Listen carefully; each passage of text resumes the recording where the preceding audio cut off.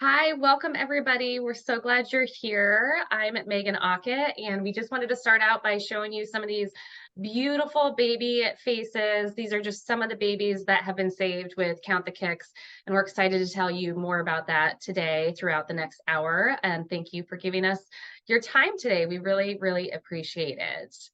As I mentioned, my name is Megan Ockett. I am the program director with Healthy Birthday, which is the nonprofit organization that created Count the Kicks.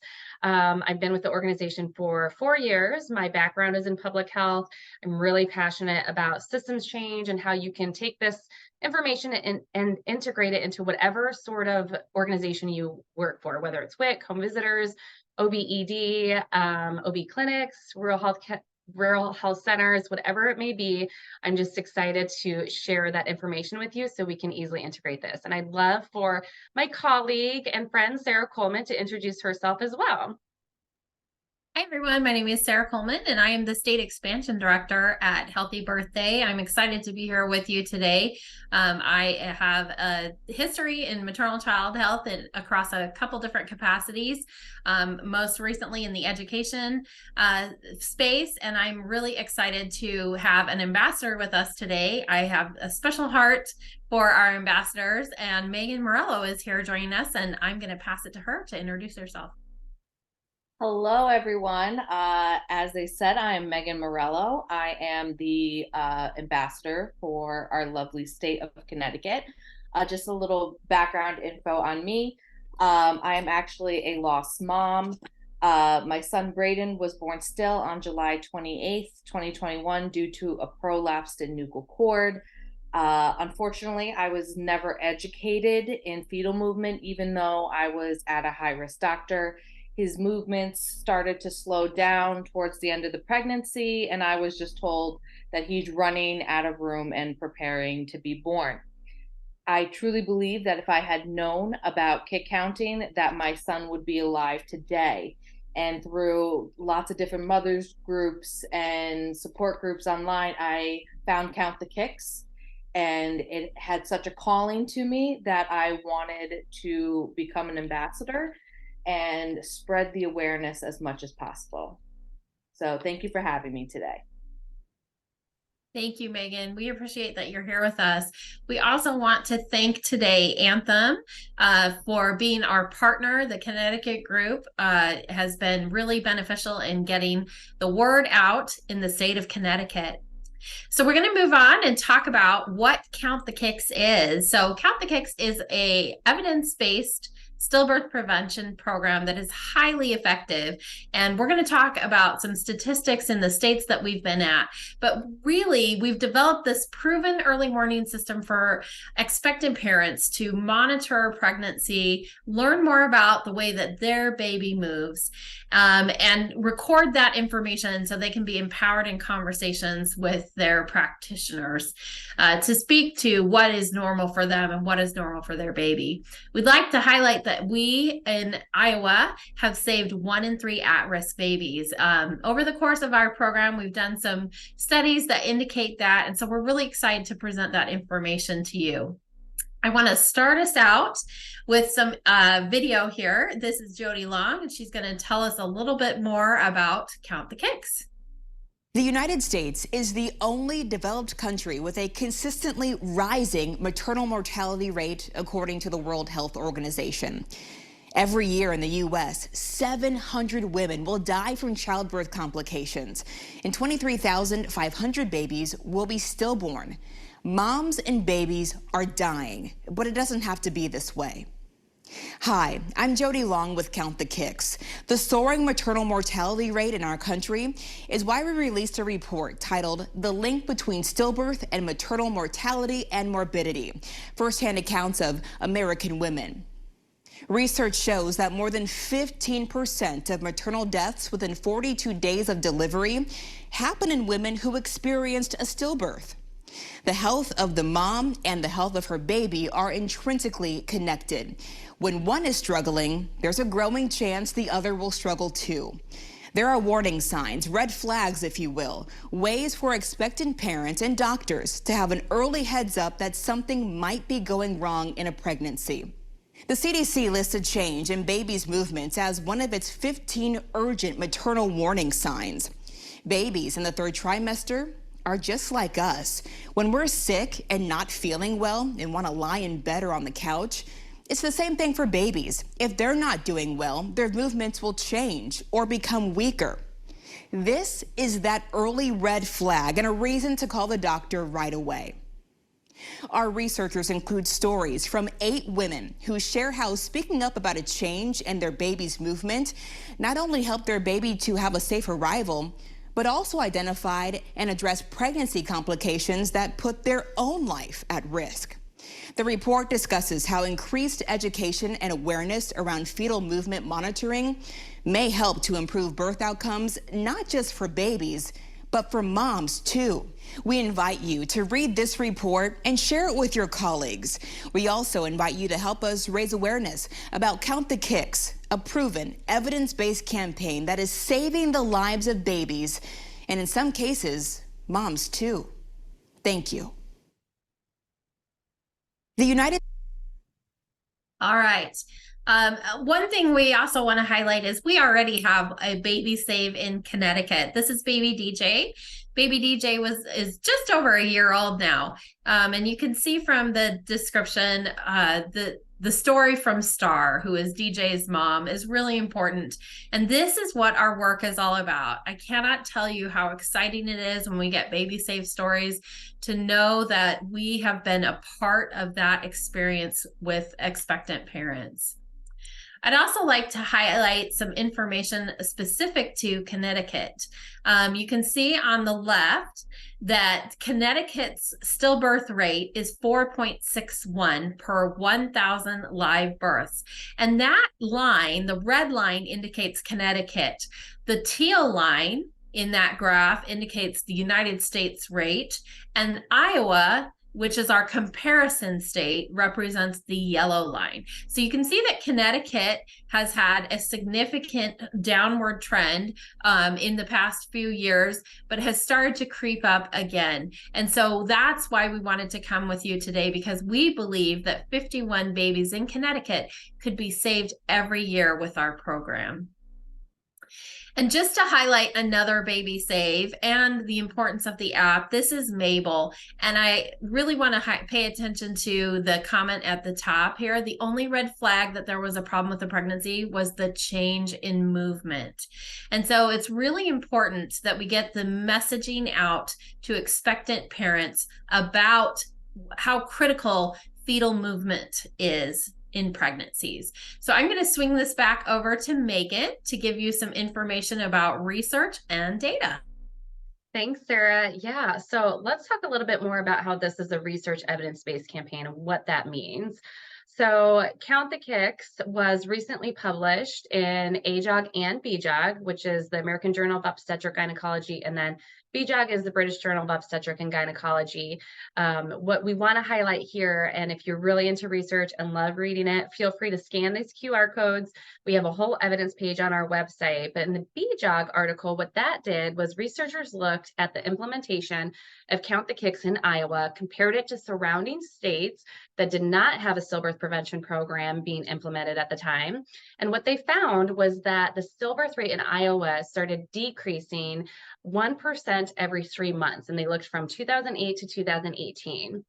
So what this clearly shows in the BJOG article is the fact that Count the Kicks happened to really decrease the stillbirth rate in Iowa, showing that 32% reduction, that saving 1 in 3 at-risk babies that Sarah talked about earlier. And I'll show you on a chart in a little bit later about that, but that's what the BJOG article states. The AJOG article talks more about our app, which we're going to talk about in a little bit, but I really want to highlight the fact that this is an evidence-based stillbirth prevention campaign. We're actually based off of research out of Norway, and we were founded by 5 Central Iowa women who all experienced stillbirth or infant loss in the early 2000s. At the time of their loss, they didn't know each other. They got connected through pastors and friends. And as they started connecting and grieving together, they were sitting there thinking, this is a lot more common than people think. Stillbirth is a lot more common. And then we were getting told it was getting struck by lightning and, winning the lottery, which I cannot imagine a provider ever saying, but winning the negative lottery is kind of how they explained it. It was terrible. And so fast forward a couple of years, some of the founders were at a public health conference where they heard about some research out of Norway that showed when expectant parents were educated on getting to know what was normal for their baby in the third trimester pertaining to movements, that the stillbirth rate among this cohort in the study decreased about 30%.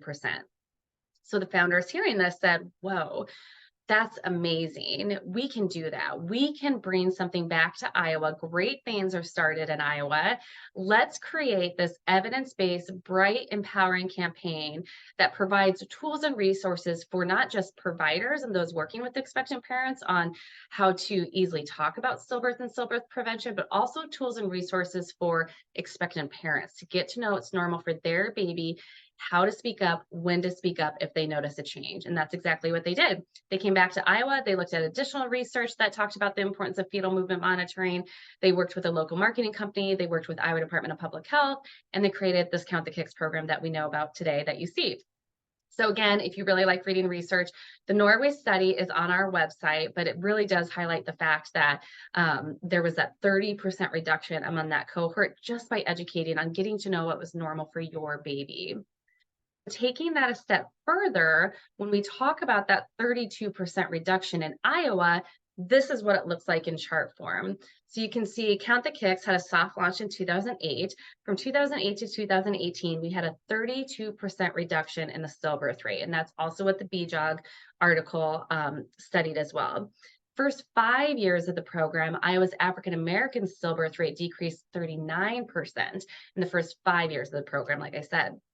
We know that Black women are 2, sometimes 3 times more likely to experience a stillbirth over their white counterparts. So what we want to do is we want to take this and replicate it in states all across the US, and just like we want to do here in Connecticut, which is why we're so grateful and thankful for this support and partnership with Anthem, for the support and partnership with you all who will be taking this information and implementing it into your workflows, because we want to see this happen in Connecticut. So I think that as we're talking and thinking through this, and I know this is a very heavy subject and we recognize that, but I think it's also important to know, just like the founders who were sitting there saying, here we all sit and we're getting told this isn't that common, when it's actually more common than you think. So we won't necessarily do like a full poll today, but I just want you to think, if you know somebody who has endured a stillbirth, because 1 in every 173 pregnancies ends in stillbirth. So it is a lot more common than people think. In fact, you're more likely to have a stillbirth versus your baby die from SIDS, 6.5 times more likely to have a stillbirth over SIDS. And that's not to underscore the devastation that infant mortality is and SIDS, but it's to highlight the fact that we are not talking about stillbirth like we're talking about the Back to Sleep campaign, that we're talking about not smoking around baby, putting a fan on. I remember when I was pregnant and I went and talked to pediatrician offices, and I remember the doctors saying, here's all the things to prevent SIDS and, all of that, but not once was I told different ways to prevent stillbirth. Like, why are we not talking about this? We have to start having these conversations to change that so that we can prevent these stillbirths. And that's why you're here today. So as mentioned previously, the fact that Black women are 2 to 3 times more likely to experience a stillbirth, I want to just highlight a couple things about why there are such disparities in racial disparities in birth outcomes. And research identifies the following contributors.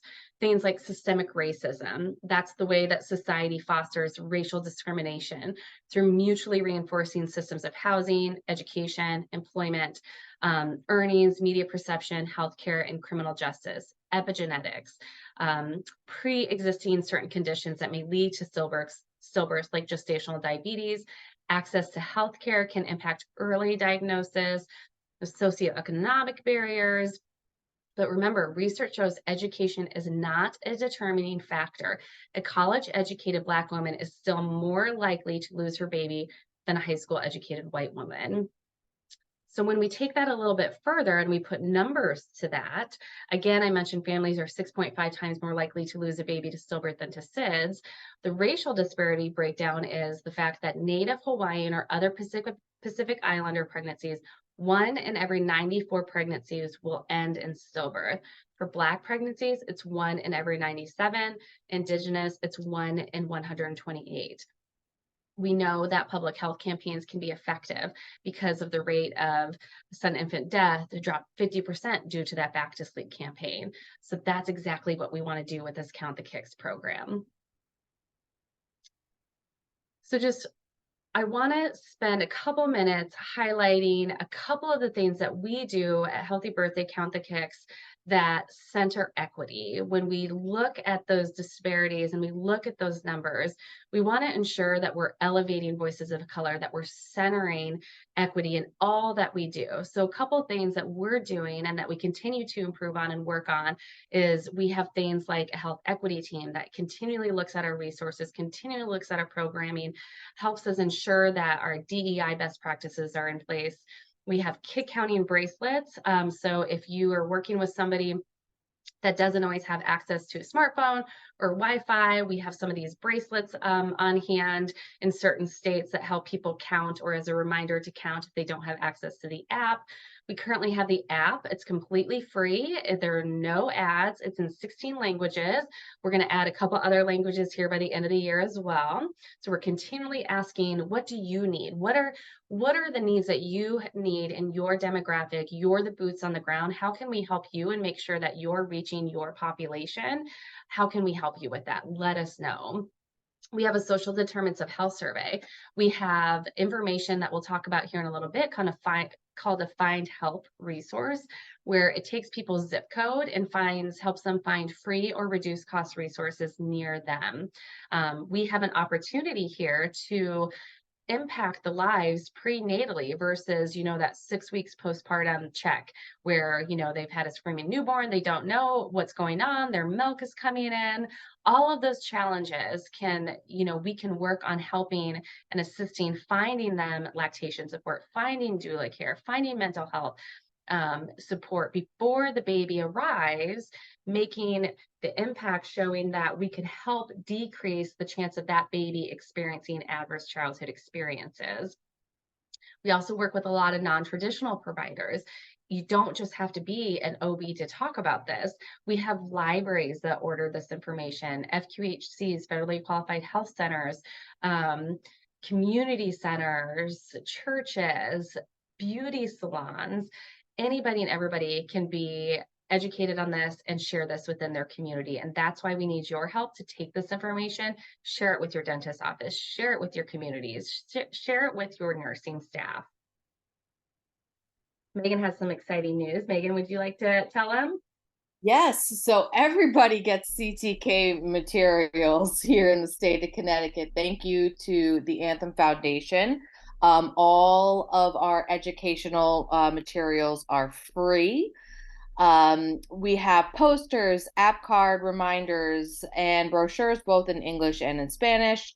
Additional free resources like printable kid counting charts can be found at our website at www.countthekicks.org. We are going to post a link for Connecticut materials in the chat and give you a few minutes to order materials. Again, these materials have been provided for CT providers free of charge thanks to Anthem. We are doing a drawing for a gift card, and we will be selecting 2 individuals who place orders today to receive Amazon gift cards. So order your print materials today. Awesome. Thanks, Megan. I think due to the sake of time, we're going to skip that fun video of the music because I think we can all multitask here. So feel free to order the materials as we're talking. Like Megan said, we'll be doing that drawing for a gift card. They're completely free in Connecticut, and we're so happy and proud for that. So thank you. And so with fetal movement, let's talk about it and about monitoring. Movement is one very important way that a baby communicates before birth. A change in a baby's movement can be an early sign and sometimes the only warning that a baby may give when in distress. And I do have to know from my own experience of being a stillbirth mom, since I didn't know about anything about fetal movement, if I had known what I know now through Count the Kicks and just checking every single day, my son very much could be here, because he went from kicking all the time. His nickname was Bam Bam because it was constant, all day, every day, just poking and jabbing, and then slowly it just started to dissipate. But I was just told, as I said at the beginning, that he's running out of room. So why might a baby's movement change when they're in distress? Many reasons. Really important to compare their own personal experience. Ooh, yep. With illness. A baby is no different. When we are not feeling well, we change our activity levels. We may lay in bed instead of exercising or doing our daily activities. We slow down. Babies' movements may become weaker during a time of distress. When a baby is not feeling well, they naturally preserve blood flow to vital organs such as the brain and heart to conserve energy and self-protect.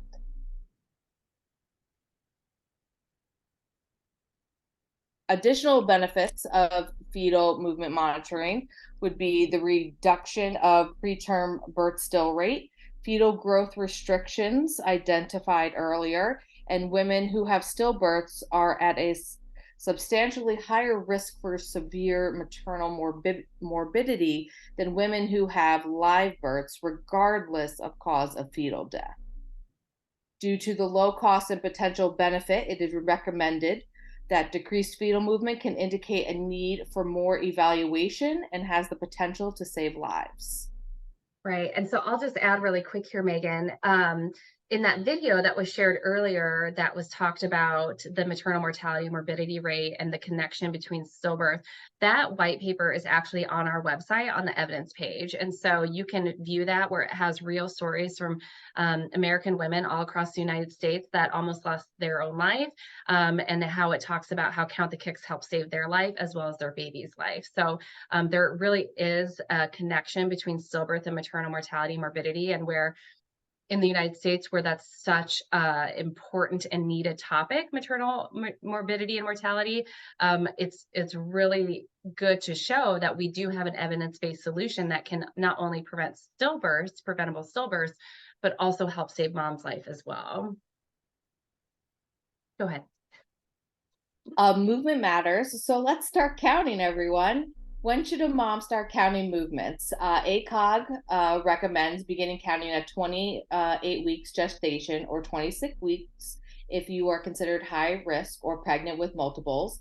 This is when research indicates that the baby has established a consistent pattern that mom can feel and track. Now, what counts as a movement? So every day when I go to my app, because I'm currently 33 weeks pregnant right now with our second child, what I basically do is I'm counting for rolls, kicks, jabs, swishes, punches, anything except for hiccups, because these are involuntary movements that the baby may have. Thank you. No, thanks. There's two Megans here, so it's hard. So I want to talk about how we can help bridge the gap between using mobile health technology and all of our great resources that can help with this. So what I'd love for you to do as you're listening today, because we're in the United States and we can multitask, I would love for you to take out your phone, go into your app store, whether it's the Apple Store or the Google Play Store, search for Count the Kicks, and you'll see the little yellow clock icon, and download it, because I want you to use this. I want you to see how easy it is to use, so that when you're talking to expectant parents, you can take out your phone and say, look how easy this is. Let's set up an account right now with you so we can talk through this together. So as you're doing that and you're multitasking, let's talk about some of the features that this app does and how it works. So like I said earlier, it's evidence-based and it's in 16 languages currently. How it works is we want, and this is really important, You want to count daily around the same time each day. Like Megan just said, that's when people start to get that, what's that average amount of time it takes babies to get to 10 movements? What's normal for my baby? So we want to count around the same time so we start to see that trend over time. And the app helps with this. So every day in the 3rd trimester, pick a time when baby's most active, or pick a time that works for you in your schedule. Maybe it's 2 o'clock in the afternoon because you have a 15-minute break. Maybe it's 9 o'clock at night because everybody else is down for the night and you finally get to sit down and put your feet up and focus on baby. So as you're focusing on baby and you want to start with that first movement that you feel with, you just tap that footprint that you see on the screen there.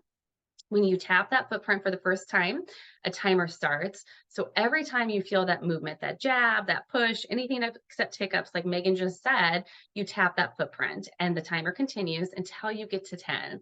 Once you get to 10 movements, the app will stop timing and it will send you to the screen there you see with the 5 little feet. And that is counting the strength. You are asked to rate the strength of those baby's movements.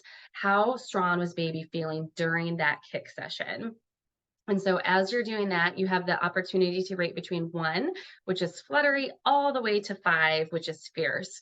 There's a little information bubble that will pop up that will show you a little bit more description between what's fluttery all the way to fierce, and describe that a little bit more. And then we also have an opportunity to add additional notes. So kind of like a mini diary, things that you might want to remember to tell your provider, things that you want to remember, anything that you want to say during that session, you can complete right there.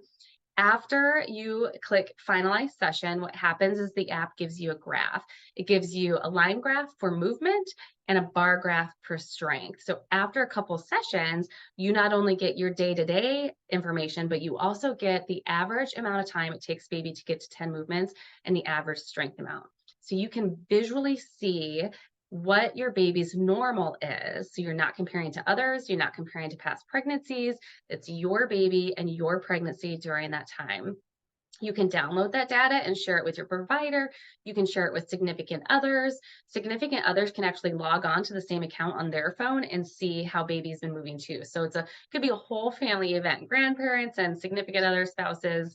You can sit down with siblings and say, let's count baby brother's movements today. So that includes that bonding. Let's read to baby while we count baby's movements. Literacy. You can review that kick counting history.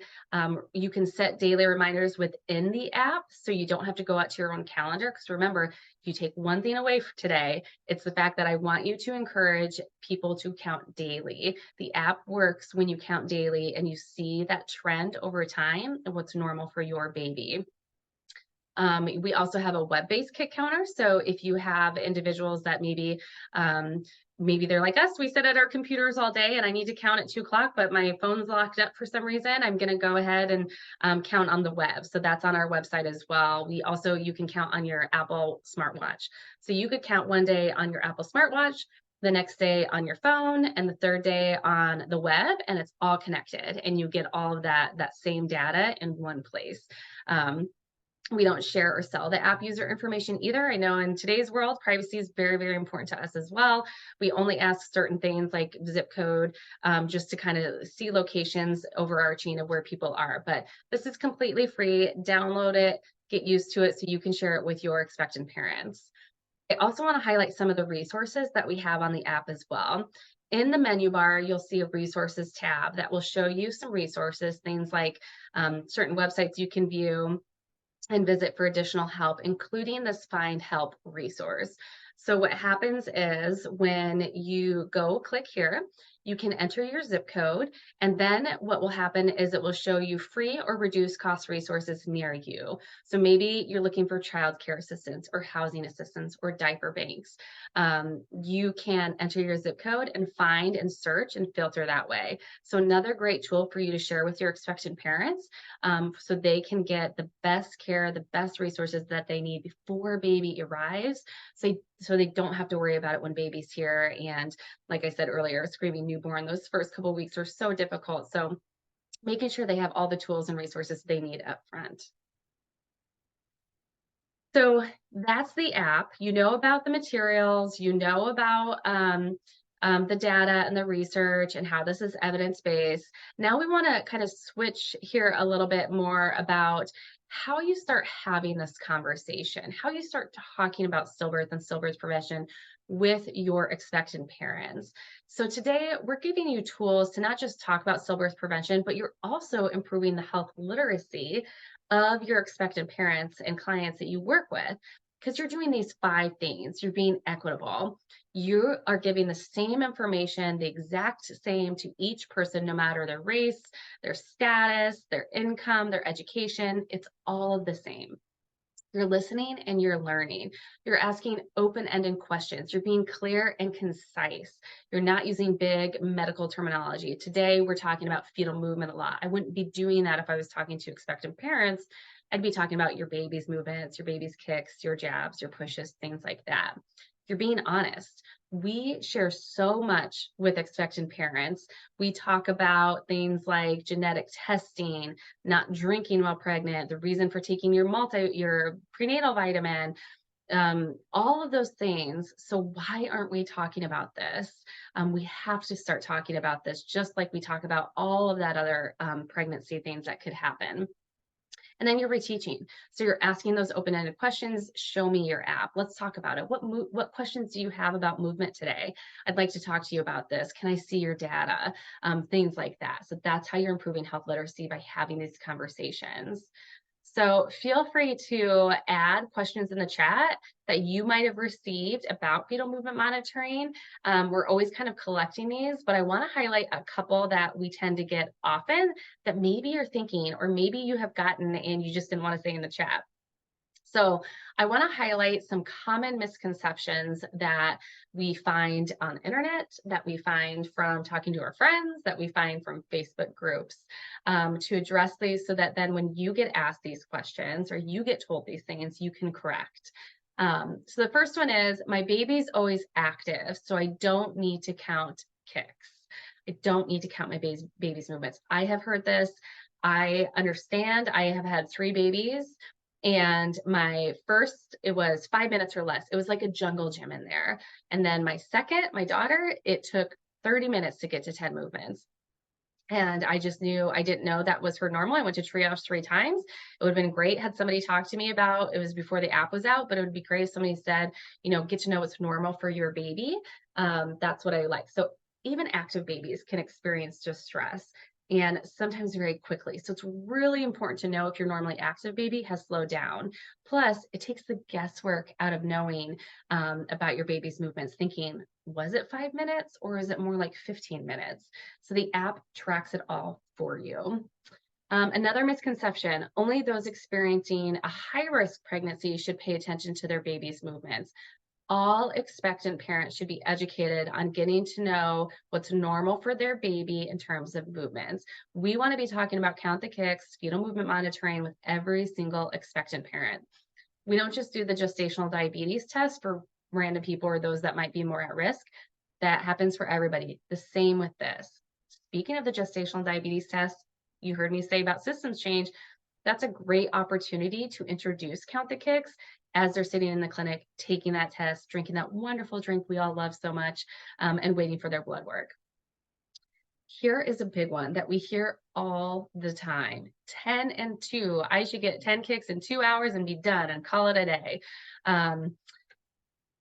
What I want to stress here is that, as you know, every baby is different, and the recommendation to get 10 kicks in 2 hours is actually outdated. And what research is now showing and saying is that we should get to know what's normal for our baby versus just focus on that time frame, just focus on that 2 hours. And I'll explain this a little bit differently in the fact that, and this is what the research studies show, is when you think about it, if I tell you 10 and 2, and let's say, or I hear 10 and 2, and I'm 34 weeks pregnant and I'm counting. And for the last 2 weeks, I've been counting and I get 10 movements in 15 minutes. And one day I count and I get 10 movements in an hour and 15 minutes. But I think to myself, that's okay, because I still got 10 movements in 2 hours. but that's not my baby's normal, right? My baby's normal for the last 2 weeks has been around 15 minutes, not an hour and 15 minutes. So that's why it's so important to get to know what's normal for your baby so you can speak up if you notice that change. We don't want to get stuck on that time or the 2 hours because that's what we focus on. We focus on that time frame and we don't want to do that. Another common misconception is using a Doppler device. I can use the Doppler device to monitor my baby's well-being. In actuality, a change in the baby's heartbeat is one of the last things to occur when a baby's in distress, whereas the change in movement may indicate a potential problem before the heart rate changes. It's usually one of the first and sometimes only warning sign a baby's in distress. So even if you go in with to triage with concerns in your change in fetal movement and baby's movements, the clinical team should not just be doing a Doppler test and sending you on their way once they find the heartbeat. There's additional testing they should be doing. So we don't want to just use a Doppler device and move on. Another one, if baby is not moving, I should drink something cold. I should drink juice. I should eat a Snickers bar. I have been told, I should do jumping jacks. I should drink Mountain Dew. Similar to the 10 and 2, research's moving away from this idea too. Kit counting is best done without interventions like juice and candy and jumping jacks, because if something's going on with baby, why are we trying to force baby to move if they're not moving like normal? Again, it's just like when you and I are sick, like Megan mentioned earlier. If we're sick, we're conserving energy, we're resting, we're on the couch, we're in bed. Same with baby in utero. If something's going on with baby, whether it's infection, low amniotic fluid, cord issues, they're conserving that energy or they can't move, that's what's happening. Babies kick less near the end of pregnancy. Another misconception, I remember getting this a lot from my grandparents where they'd be like, my grandma would always say, oh, you look like you're ready to pop. Baby must be running out of room. How often have we heard that one, right? And so I think it's really important to know that they don't kick less or they don't move less. They're moving, you're still getting around the same amount of movements in the same time period. The movements may change. You might be getting less of those few, those huge body rolls and more of those like quick jabs to the ribs and your bladder and things like that. But if you're tracking your baby's movements, you should still get the same amount of movements in the same amount of time that you would at 28 weeks versus 38 weeks.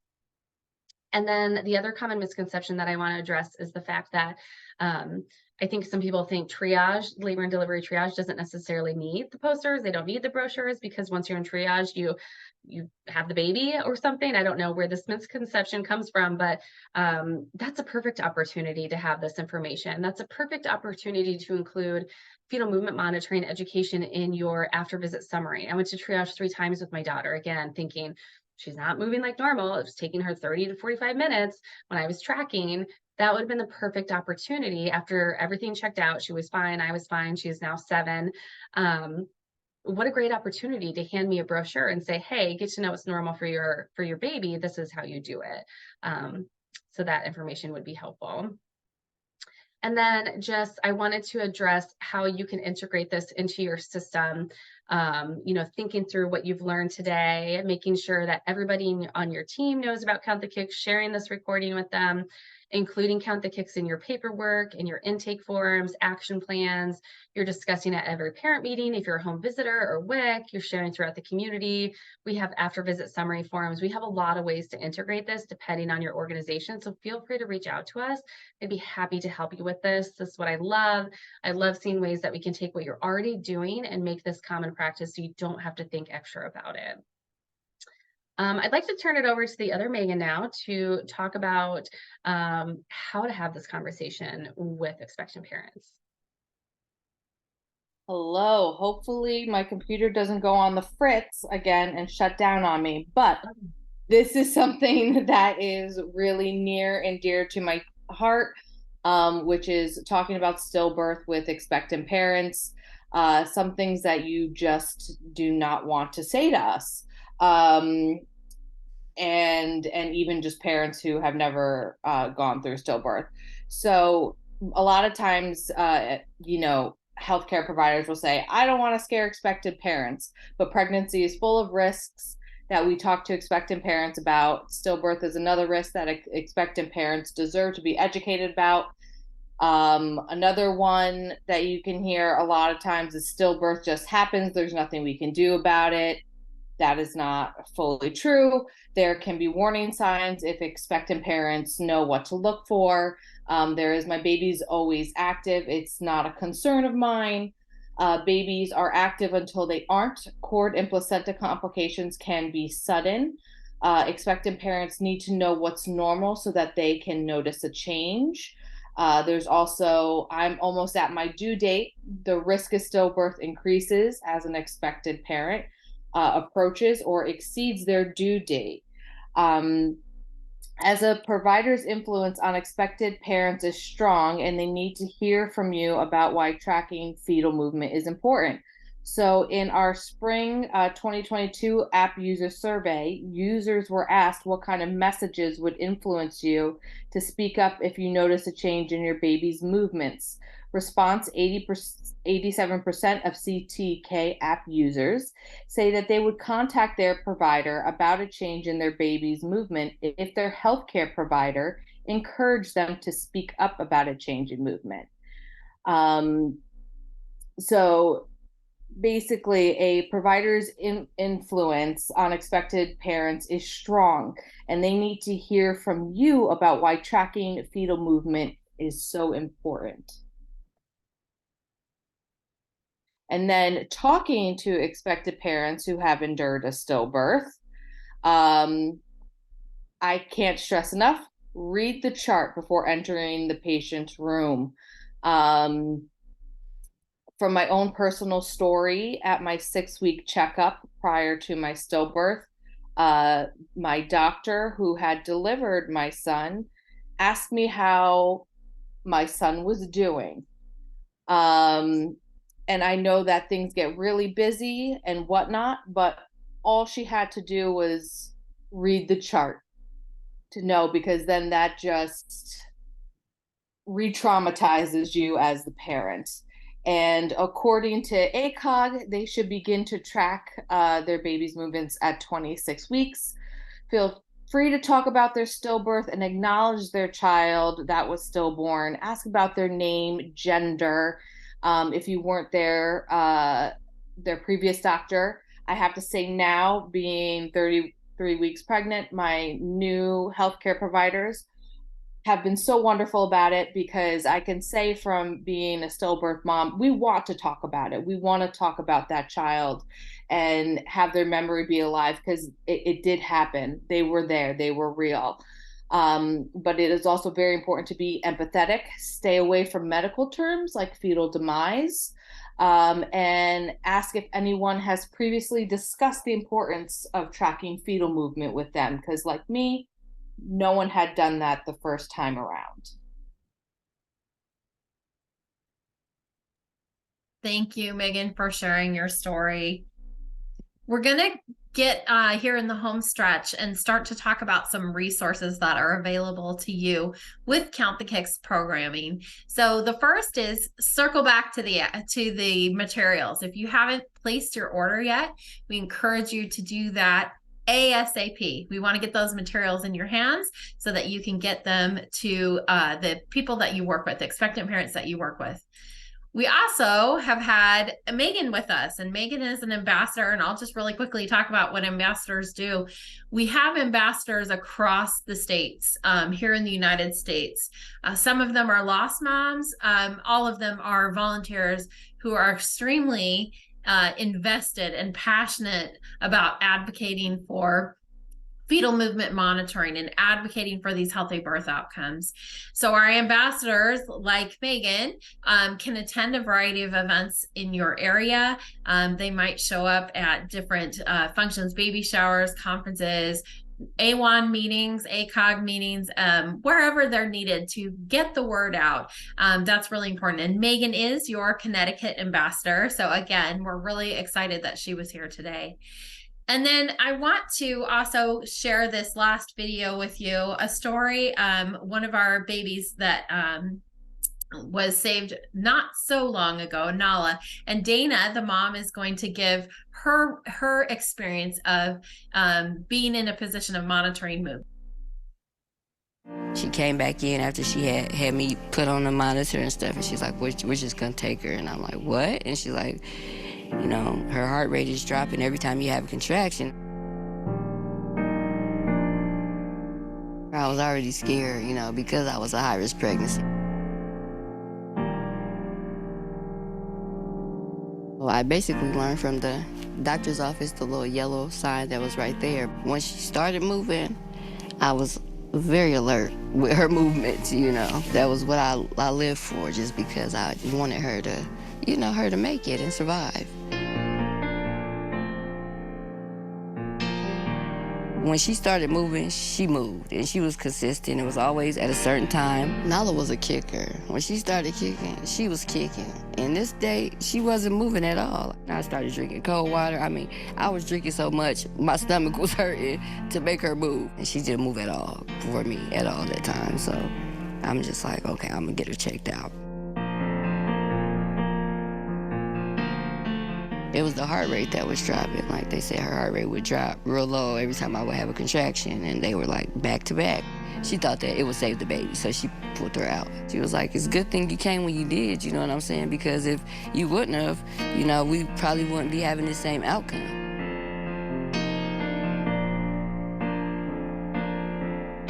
I think about it every day, like, oh man, what if, you know, what if? Definitely to pay attention and count the kicks, you know. I feel like it's important just because had I not, you know, knew to do that, Nala wouldn't be here. Don't second guess yourself. Don't feel bad or stupid. Don't worry about insurance or the emergency room bill. Go check on your baby, you know, because your baby might not be here. You just pay attention, you know, seriously. Like, it's your baby's life.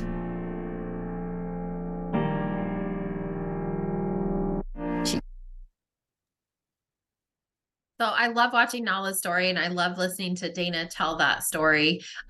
We also have additional resources for you through our social media. We're constantly talking about advocacy that's going on.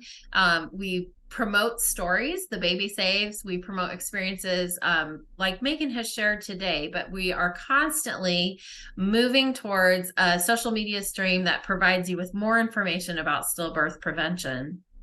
And we want to end today. We'll just take some time. The Megans and I will stay here for just a minute to answer any questions that you might have, but we really want to thank you for being here with us today. We want to help save babies, and feel free to contact us. After this webinar, we will send out a slide deck and review the resources that are there, and let us know if you have any questions. Thank you. Thank you.